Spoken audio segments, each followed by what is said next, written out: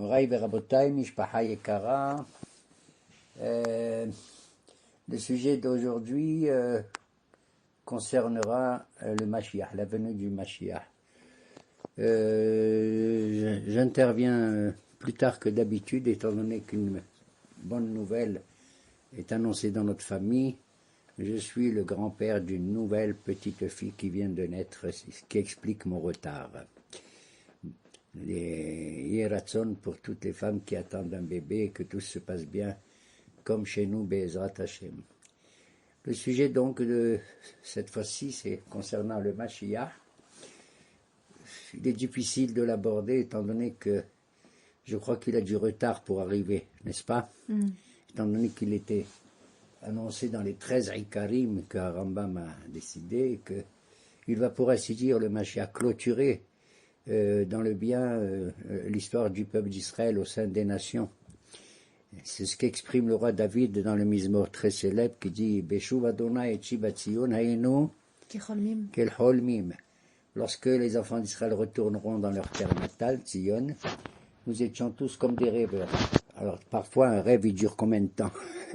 Il est rapide ou il peut être très très long. En tout cas dans notre histoire il est très long. Azimale sehokpinu. Et c'est à ce moment-là que nous avons le droit d'avoir le sourire dans nos lèvres, ou le shoné nourina et l'exaltation par la joie dans nos langues. Et le but du Mashiach, c'est essentiellement de mettre un terme à ce Olam Hazé d'une certaine manière, mais pour l'améliorer, pas pour l'exclure, certainement pas. Nos Hachamim nous disent que il aura pour mission trois choses.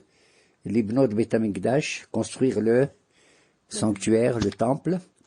Les Kabetz, c'était à Galiyot, de rassembler l'ensemble des Juifs qui vivent encore dans les pays d'exil, Yeratzon. Et le troisième, c'est de faire la Milhama contre Amalek, et de détruire l'Imahot et Zecher Amalek. Cette espérance qui tarde maintenant depuis plus de 2000 ans, bien entendu, depuis la fin de l'exercice dans le temple, de son sacerdoce, à tel point qu'il y a eu des Hachamim, Gdolim. On donne l'exemple du Hafetz Haïm, celui qui a écrit le Mishnah Brura dans le Shulchan Aruch, qu'il avait déjà préparé depuis longtemps un très joli costume, justement, pour réceptionner et accueillir le Mashiach. Et en vérité, nos maîtres nous disent, pour ne pas être triste dans cette attente du Mashiach, ils ont dit « Tu parles au Hanchel, mais Hashvekisin ». On n'est pas d'accord avec ceux qui manifestent, comment dirais-je, une crainte de ne pas voir arriver le Mashiach. Et alors ils se mettent tous à donner des dates, à dire oui, il va venir en l'an 1200, en l'an 1300, en l'an 2000, etc., etc. C'est pas vraiment qu'ils sont absolument illogiques ceux qui s'amusent à faire ça. L'Amrot, en dépit du fait que certains Gdolim ont tenté de donner des dates. Par exemple, un homme merveilleux comme Rabbi Yitzhak Abrabanel, il aurait donné une date et elle n'est pas arrivée. Il y a une mahloket dans la Gemara concernant le mois pendant lequel il peut venir le Mashiach. C'est la célèbre controverse mahloket qui entre Rabbi Eliezer et Rabbi Yoshua, toujours deux partenaires qui ont des mahloket entre eux. Pour Rabbi Yoshua, il dit Benissan Nigalou ou Benissan Atidid Leigael. On a été libéré de cette puissance affreuse qu'était l'Égypte, et au bout de 210 ans, Dieu a limité, au lieu de 400 ans, 210 ans, il nous a fait sortir grâce à notre Goël Israël, le libérateur de l'époque, c'est-à-dire Moshe Rabbeinu. Étant donné que déjà l'histoire a été marquée par cela, ça veut dire Ben Nissan Nigalou, Ben Nissan Atidin Nigal. Et c'est au mois de Nissan qu'on sera libéré également, totalement, du Shi'abud Malchuyot. La phrase que j'ai aimée le plus dans toute cette affaire, c'est En ben ha'olam hazeh limut hamashiach et la Shi'abud Malchuyot bilbad. La différence qu'il y a entre la vie actuelle et la venue du Mashiach, c'est tout simplement qu'on aura une indépendance réelle, nous, en tant que puissance étatique, politique, économique et tout, et bien entendu spirituel, par rapport à toutes les nations du monde qui n'auront aucune envie, aucun besoin de nous asservir d'aucune manière. Peut-être la phrase la plus essentielle. Alors, cette mahlouket, Rabbi Yoshua dit, donc, un Nissan on a été sauvé, c'est au mois de Nissan qui viendra également. Besséder, étant donné que la date a été déjà marquée dans le passé, ce sera la même date dans le futur. Rabbi Eliezer, pas du tout comme d'habitude, Rabbi Eliezer, il a dit, je reconnais que c'est Benissan Nigalou, Aval, Betishri Atidin Leigael. C'est au mois de Tishri que le Mashiach viendra et qu'il y aura la libération et le salut définitif.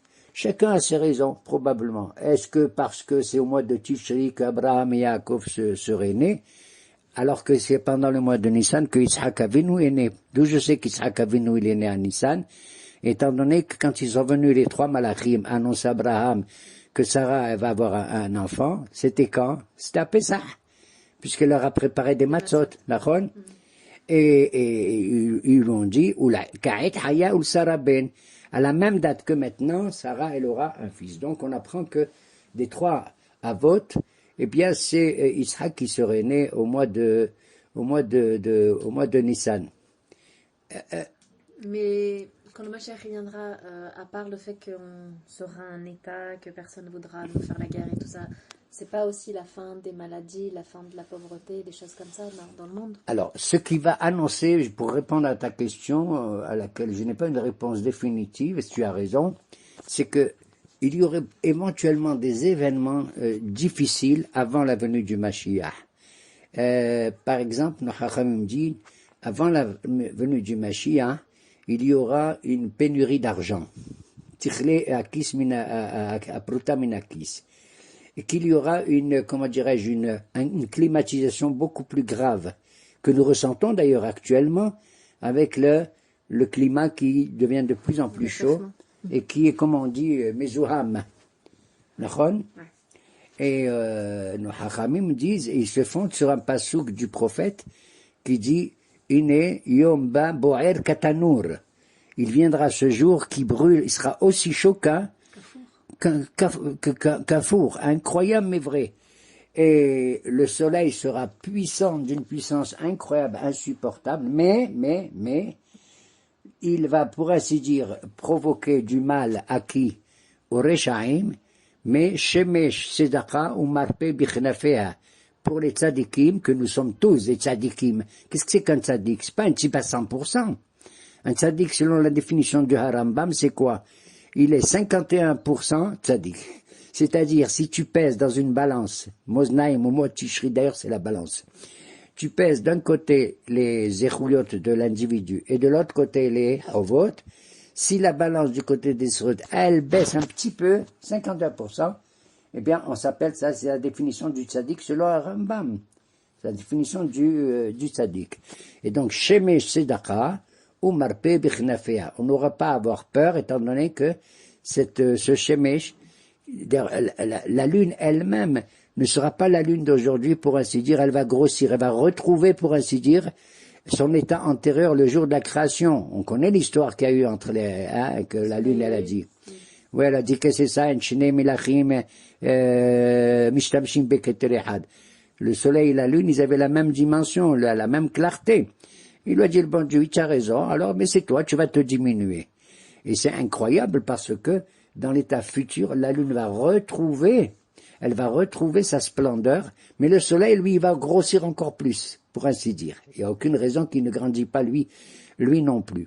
C'est peut-être une des raisons, me semble-t-il, peut-être, que dans l'esprit, la philosophie du Zman, du temps, il y a une consécration du temps, tu sais laquelle c'est?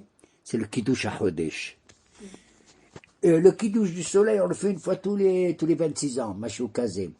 Mais le Kiddush HaChodesh, chaque mois, il faut attendre des témoins qui te disent où se trouve la lune, alors qu'elle avait disparu à la fin d'un mois et qu'elle doit réapparaître et tout. Et il passe devant le Bédine, et le Bédine, une fois qu'il entend les haïdim valables, il dit Mekoudash. Pourquoi je dis ça? Parce que c'est une espèce de renouvellement, une apparition d'une nouvelle existence, tout à fait. Pourquoi? Une année où tu ajoutes un mois supplémentaire, c'est-à-dire le mois de Hadar, comment tu l'appelles? Shana Me'uberet, Hazak o Baruch. Shana Me'uberet. Il y a un lien, c'est fantastique, c'est-à-dire tu vois une femme, et là la femme elle joue un rôle important, Be'ezrat Hashem, et bien elle est là comme ça, et elle est, elle, le ventre de toute une résurrection incroyable, d'une nouvelle existence.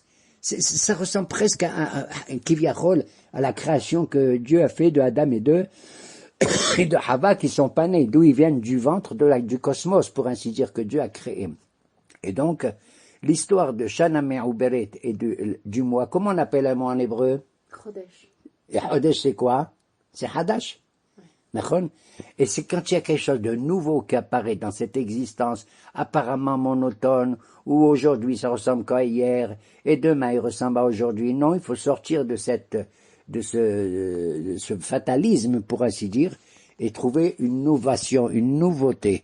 Et c'est ce que peut-être nous enseigner, ce que le Mashiach peut apporter d'une certaine manière.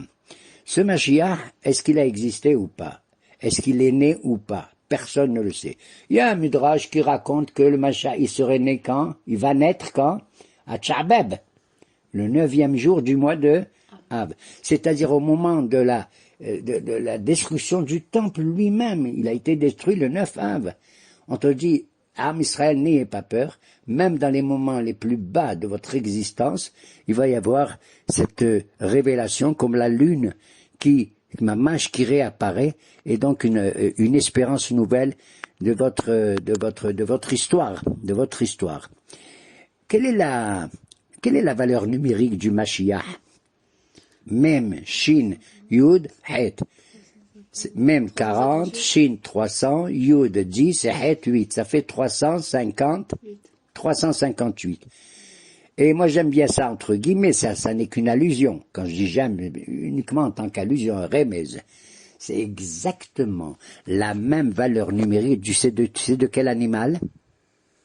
Nahash. Combien c'est Nahash? Nun Haïchin? 358. 358. Ribono shel olam. Quoi, monsieur Gage? Tu fais la comparaison de la Gematria entre le Nahash et le Mashiach? Oui, monsieur. Oui, mesdames, je fais la comparaison. Pourquoi? Parce que ce qui a entraîné la mita, la mort à Adam et Hava et à toute l'humanité, c'est le péché en question, le péché originel. Qui a été à l'origine de ce péché?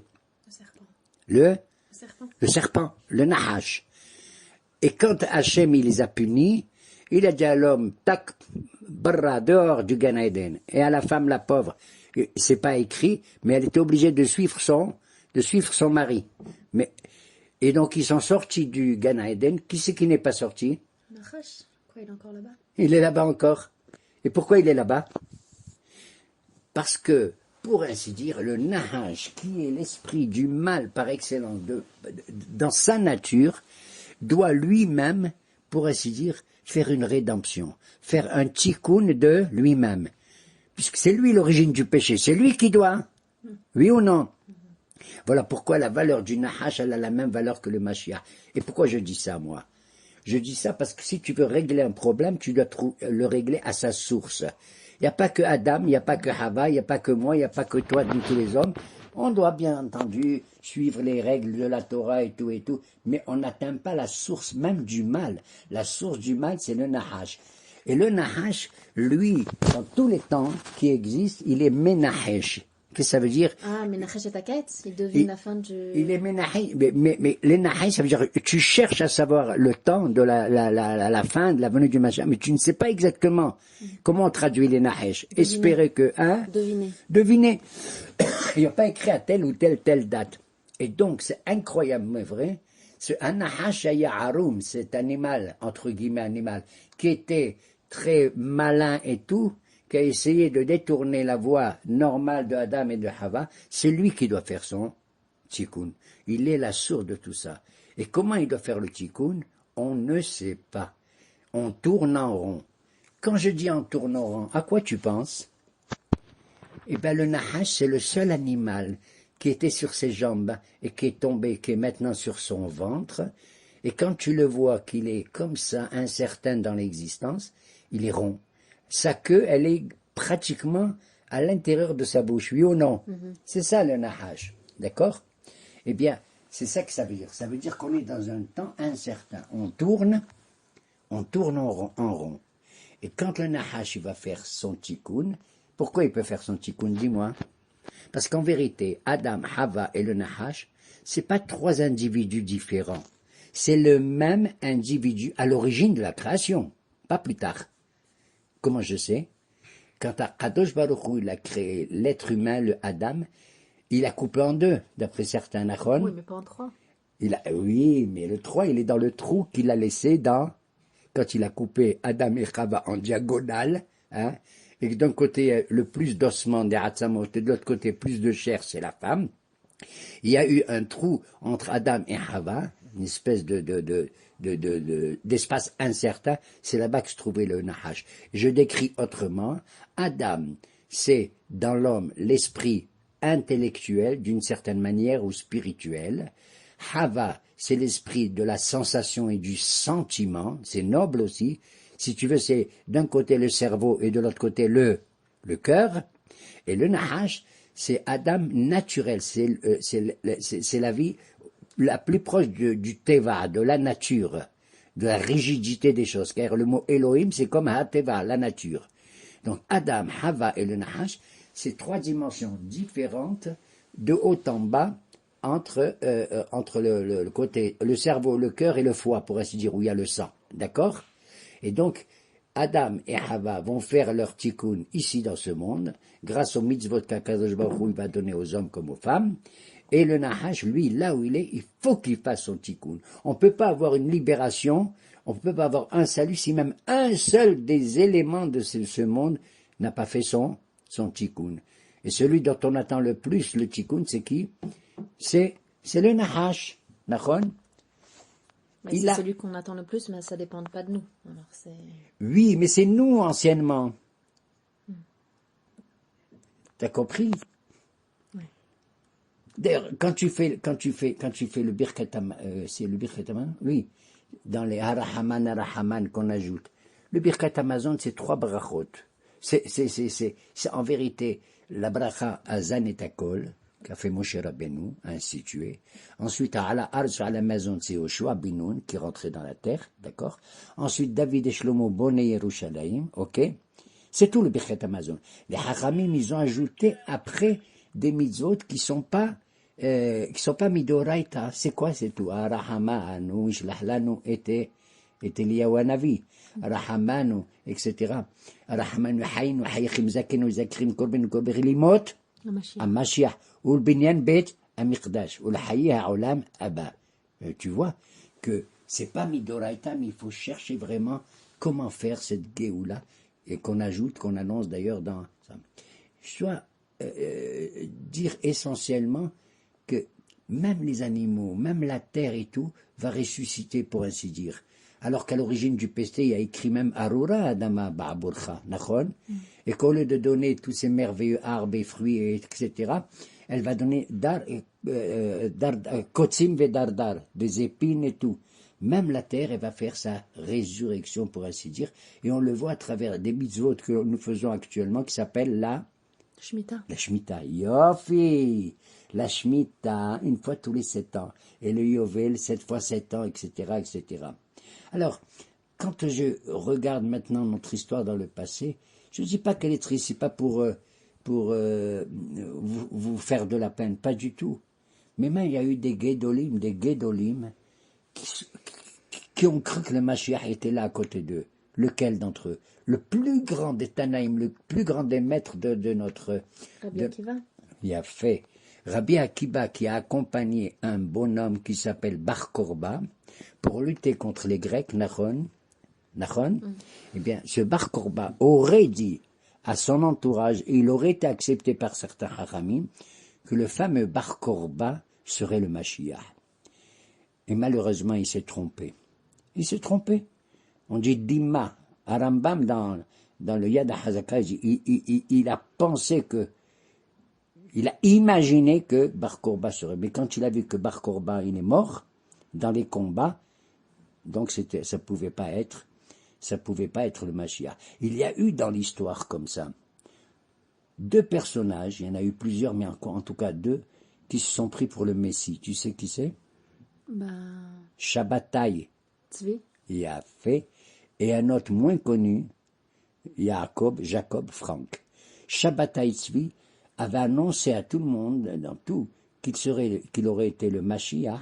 Je vais te dire, les gens dans la galoute, même les plus lointaines de lui, tu sais, j'ai appris qu'il y avait même des juifs marocains qui avaient préparé leurs valises et tout, ils se préparaient à venir ici et tout. Tout le monde a cru que ce Shabbatai Tzvi, et malheureusement, ça n'a pas été le cas, ça a été pire, puisque il s'est rendu là-bas, dans un pays musulman, et c'est là-bas qu'il a tourné sa veste, et il a abandonné pour ainsi dire, le judaïsme. Et c'est arrivé aussi avec un type qui s'appelle Jacob Frank, là-bas du côté des pays polonais. Lui aussi aurait annoncé, mais ça a eu moins d'effet que pour Shabbatai Tzvi, comme on dit quand on dit son nom, j'aime pas, mais ils disent Shemer Sha'im Yirchav, d'accord? Quand tu cites un tzaddik, tu dis Zecher Tzaddik Libracha, Zichrono Libracha. Et quand tu cites un rachat comme ça, hein, tu dois dire Shem Rechaim Yirchav. Bon. Et Jacob ou Jacob Frank, lui aussi, se serait pris pour un Mashiach, mais après il a tourné sa veste et il s'est dirigé vers une autre foi, une autre religion. Nachon? Voilà. Alors Mashiach, je dirais, pour nous, c'est même Shin Yud Het comme Nahash avec son tikkun, mais aussi, j'aime bien, mais parce que c'est encore un remez, même Shin Yud Het, c'est Melech Shel Israël Heruti. C'est le roi d'Israël qui atteint sa totale Herut, sa totale liberté. Mais tu vois, depuis que j'ai parlé du Mashiach, j'ai pas été sérieux. Pourquoi? Parce que j'ai pas donné sa vraie dimension. Moi, je n'attends pas le Mashiach. On ne doit pas attendre le Mashiach. Tu sais qui c'est qu'on doit attendre? Le Melech HaMashiach. Et c'est comme ça qu'il faut l'appeler. C'est-à-dire qu'il aura une fonction, je dirais, énormément politique, constructive du peuple d'Israël, dans sa Kedusha avec le Beth Amikdash, dans son combat contre Gog et Magog ou Amalek, d'accord, et dans le rassemblement des exilés. Les gens y croient que le Mashiach c'est une espèce de prophète comme ça, qui fait des miracles et tout, pouce focus, ta, boum, ta, ta. Pas du tout. C'est un homme merveilleux, qui a une chokma, qui va atteindre presque, regarde, c'est même pas, presque celle de Moshe. Personne ne peut aller au-delà de la connaissance de Moshe Rabbeinu qui a atteint au-delà des 49 portes de la Bina. D'accord? Arba'im vetesha, sha'are Bina. Et voilà pourquoi le prophète Zacharie, il a dit, voici celui chez Omed al-Arazitim, ve'amdu raglav al-Arazitim. Ses pieds se trouvent où? Sur le mont des Oliviers. D'accord? Et il va sonner au Bayomaou Taqa Beshofar Gadol. À ce temps-là, on va entendre un chauffard puissant. Au Bayomaou, Ubaou Me'eretz Ashur. Et les exilés viendront de Ashur.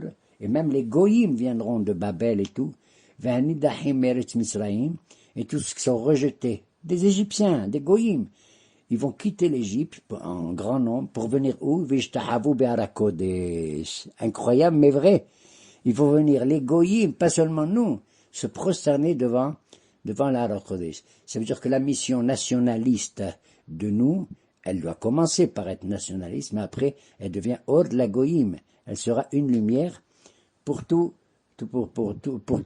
les nations. Pour toutes les nations. Voilà. Et là-bas, il est dit dans ce même prophète que comment on va reconnaître cette période messianique. Il y a une image incroyable, prophétique, qui dit que en ce temps-là, quand il construira le Beth Amikdash, du Kodesh HaKodashim, tu sais ce qui va sortir? Un tout petit filet d'eau. C'est écrit dans Hezkel, la Nabi, et dans Zacharie aussi. D'eau du Kotel? il sort du Mizbeah, du Kodesh, pas du Mizbeah, du Kodesh à Kodashim, le Saint des Saints. Le Kotel, ça n'est qu'un mur. C'est le mur occidental, Ma'aravi, d'accord? Mais du cœur même de la sainteté, un filet d'eau va sortir, à peine comme ça. Après, il va grossir lentement quand il va sortir du Beth Amikdash, et ça va devenir une espèce de fleuve qui va grossir. Au début, quand tu marches dans ce petit fleuve, il va arriver à tes genoux, après il va arriver à ton ventre, après il va arriver à tes épaules et tout, jusque là. Et là-bas vont pousser, dans les rives de ce fleuve, vont pousser des plantes médicinales incroyables. Vehayu litrufa, ils deviendront des plantes médicinales qui font passer du din au rahamim, de la maladie à la résurrection, pour ainsi dire. Ça, c'est l'image prophétique du prophète Hezkel. Où il va couler ce fleuve? Il va couler au moment où Eliyahu Hanabi sera sur la Harazetim, qui va sonner du chauffard gadol et tout. À ce moment-là, le Harazetim, il va s'ouvrir en deux. Il va s'ouvrir en deux. La moitié du côté est va se déplacer, la moitié du côté ouest va se déplacer. La moitié du côté est va monter vers le nord, va se diriger vers le nord, et la moitié du côté ouest va se déplacer vers le sud. Il va y avoir un nahal, un canyon, comme on dit, hein. Et c'est là-bas que ce fleuve, il va grossir et tout. L'image du fleuve et de l'eau, c'est la chose la plus belle qui soit. Tu sais, on a tout gratuit dans le monde, l'eau, l'air et tout. L'eau, c'est vraiment la résurrection de chaque chose. Pourquoi? Et quel rapport avec le Mashiach? Parce que quand Dieu a créé le monde, il a dit Bereshit bara Elohim et hashamayim et haaretz ve'haaretz hayta tohu va'bohu ve'hoshech al pnei tehom veruach Elohim merachefet al pnei veruach Elohim merachefet al pnei hamayim. Et tout le monde, les Chachamim, il dit attends, il a créé le ciel, la terre, avec les étoiles, avec tout ça, mais on voit pas qu'il a créé l'eau. D'où vient cette eau? Elle est miraculeuse. L'Esprit de Dieu, il est merahev. Il survole pour ainsi dire, cet élément qui est l'élément de la vie. Et alors ils disent qu'à cette période-là aussi, il y aura une plante merveilleuse. Il y aura 10 sortes de cèdres. Asara, et c'est écrit chez Ishaïa, je crois. Il y aura 10 sortes de cèdres d'une nature différente qui appartiennent aux cèdres, qui vont pousser, tu sais où? Dans le désert. Et il y aura une chose encore qui va pousser, c'est une espèce de hadas. Ceux qui ont un enfant qui s'appelle hadas, ils doivent être contents. Ce hadas, il va pousser dans le désert parce qu'il va donner un parfum merveilleux, absolument merveilleux. Alors il y en a qui disent, ouais, mais qui c'est qui va sentir un parfum dans un désert? On va pas, c'est un désert, on va crever. Il dit non. Il y en a qui disent, ce parfum sera tellement fort que partout ailleurs, même s'il y a de la Torah, les gens vont dire, bon, c'est connu, je connais celui-là, il parle de Torah, mais ils voudront écouter un hacham qui ressemble au hadas, d'accord? Et ils vont aller au désert, et ça ressemblera pas à un désert. Le monde entier sera un monde tellement, tellement beau, et étant donné que tous les sens de l'être humain ont été perturbés au début de Adam et Hava Nachon, quand Hava a dit « Ah, qu'est-ce qu'il est beau avec ses yeux, comme le ta'am, il est bon avec sa bouche. » Et je l'ai touché. « Ah là là, c'est merveilleux cette écorce et tout et tout. » Tous les hushim ont été touchés, sauf l'odorat. Il a fait, sauf le reyah. L'odorat n'a pas été pagoum, n'a pas été touché d'aucune manière.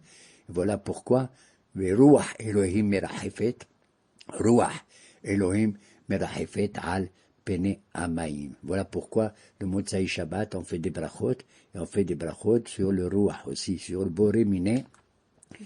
Boré Miné. Les Bessamim. Hein? Bessamim. Les Bessamim. Oui, tout à fait. Et alors il y a une chose étrange, peut-être pour conclure, parce que c'est compliqué ce sujet que j'ai choisi. Il y a des hachamim dans la Gemara. Et il a dit, waouh, j'attends avec impatience la venue du Mashiach. L'autre en face, qu'est-ce qu'il lui a dit? Yeti vela amine. S'il vient, je veux pas le voir. Nous on attend, oui ou non? Demande à toutes les mamans, à toutes les femmes, à tous les hommes, qu'est-ce qu'on parle tout le temps? Quand est-ce qu'il arrive, le Mashiach? On veut qu'il vienne. Celui-là dit, Yeti vela amine. Qu'est-ce qu'il lui a répondu? L'autre lui dit, tu es pas fou, tu dis ça. Tu dis ça parce que tu as peur peut-être des événements qui vont précéder. C'est vrai. qui vont précéder peut-être sa venue, mais c'est rapide et on sera tous épargnés, n'aie pas peur.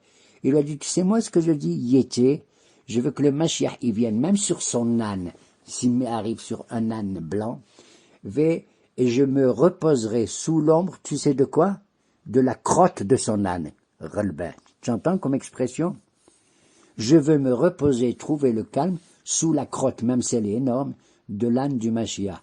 Pourquoi on dit l'âne? Qu'est-ce que c'est un fer? Parce que le mot hamor, ça ressemble au mot homer. La matérialité la plus basse qui soit sera sanctifiée. Et le mot hamor désigne le homer véritablement. Et certains de nos haramim me disent, tu sais qui c'est ce hamor sur lequel il chevauche le Mashiach? Tu sais qui c'est? Il dit, qui c'est?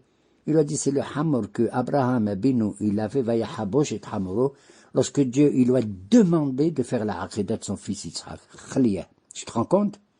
Comment être capable d'accepter une telle volonté de Dieu, de l'akrib et ola de son fils, etc. Il a pris vayahabosh et hamoro. Et c'est ce même âne sur lequel serait monté qui?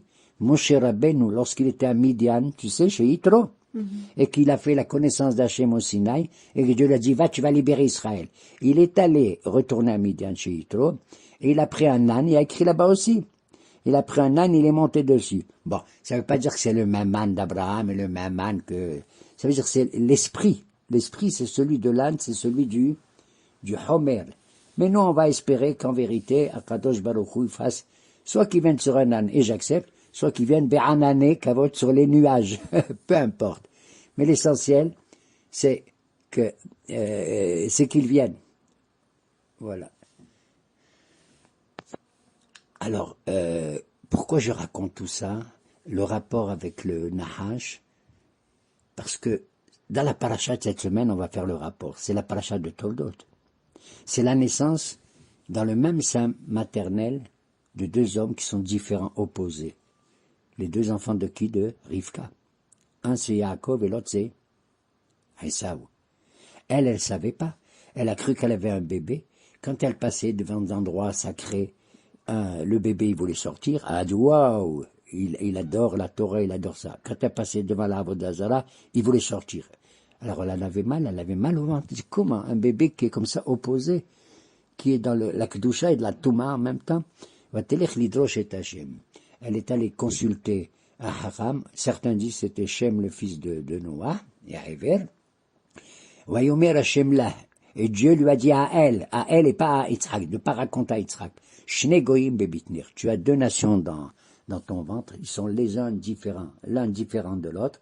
Vera ve'avotzae. Celui que tu considères qui va sortir le premier, c'est qui? Et c'est Esav. Et c'est le plus petit qui va dominer le plus grand, qui est le Ben Agadol, Nachon. Et on sait, pour ceux qui étudient cette paracha, ce qui s'est passé, comment Esav il a vendu sa Bechora, et comment Yaakov par ruse, il a gagné la Beracha. Mais dans cet accouchement de Rivka, comment il y a un détail incroyable. Il dit qu'Esav est sorti le premier, donc c'est lui le Bechor. Hein? Et comment il est né Yaakov? Viado ohezet aqreb Esav. La main de Yaakov, elle touchait le talon, le Ekev de qui? De Esav. Voilà pourquoi, rapidement je le dis, on appelle la venue du Mashiach chez la Haramim comment? Ekbeta de Meshiach. Les talons du Messie. C'est-à-dire, ça vient à la fin de... Ça veut dire qu'il y aura un temps où pas seulement on va se fier au cerveau qui est à la tête, à l'origine de toute chose, et le cœur, Nachon, mais même également les talons de l'histoire. Au moment où on ne s'attend pas le plus, on est en haïkev, au plus bas des choses, comme ça, que même les talons, ils vont être kdoshim, pour ainsi dire. Et c'est dans le nom de qui? De Yaakov Abinu, dans le talon. Yaakov, ça vient du mot haïkev, Nachon, c'est lui. Pourquoi c'est lui? Quand on fait la prière, on dit Baruch Ata Hashem Elohei Abraham, Elohei Yitzhak, Elohei Yaakov. On n'a qu'à dire qu'on est le descendant de Yaakov et puis c'est tout. Non, il faut les trois. Un, parce qu'Abraham, il va annoncer le chesed, l'amour à tout le monde. Deux, parce qu'Yitzhak, il est le din, la Gebura. Il accepte même de donner sa vie, l'imsirut nefesh à Kadosh Baruch Hu, mais c'est pas suffisant. On veut l'équilibre entre les deux, c'est Yaakov. Abraham et Israël, ils ont vécu des moments difficiles en Eretz Israël. Abraham est descendu en Égypte, après il est descendu chez Abimelech, Yitzhak aussi, Vayera Baaretz, il y a eu la famine et tout. Bon, mais ils avaient des relations avec les autres nations. Mais Yaakov, est-ce qu'il avait des relations avec les autres nations? Pas du tout. Les seules relations qu'Yaakov, le seul but qu'il avait, c'était de donner naissance au Ham Israël. Voilà pourquoi il a eu 12 enfants, plus Dina. Nachon, il a eu ça.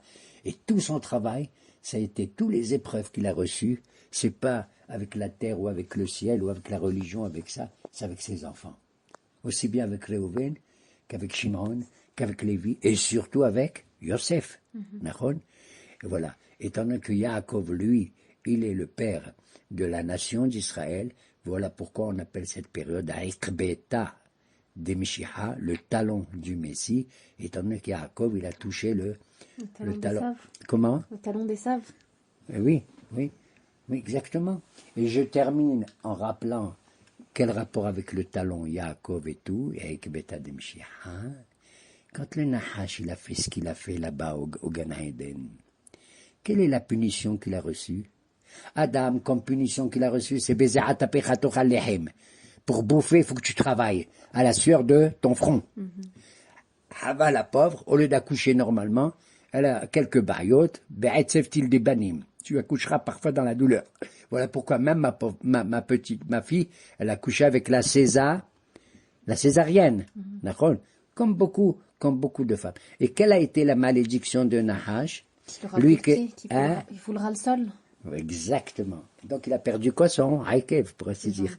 Il a perdu ses jambes, il a perdu ses jambes, le Nahash. Et quelle a été vraiment dans les mots la Kelala qu'il a reçue? Le Nahash, Dieu lui a dit, Oh, Yishufra Rosh, Ve'ata Teshufenu Aqib. L'homme, pour te lutter contre toi et faire ton tikkun, il va t'écrabouiller la tête, Yishufra Rosh. Ve'ata, mais toi, le Nahash, Teshufenu Aqib. Ah, ça veut dire que quand on a peur des serpents, on les tue, on leur coupe la tête. Exactement. Lui, il pique. Lui, c'est le Haïkev, et nous, on lui coupe la tête. Ça veut dire qu'il y aura un temps qui sera merveilleux. La tête, c'est pas uniquement la tête, ça peut être le Haïkev. Le Haïkev, c'est pas nécessairement le Haïkev, ça peut devenir la tête. Voilà, en gros, je sais pas si on a compris voilà, et si pour ainsi dire, on nous dit que dans les temps futurs, lorsqu'on monte dans le ciel, Akadosh Baruch Hu, il va poser 3 questions. Je me rappelle de 2 en tout cas. Il va leur dire, est-ce que Nasata venatata be'emuna, est-ce que tu as fait un commerce dans ta vie be'emuna avec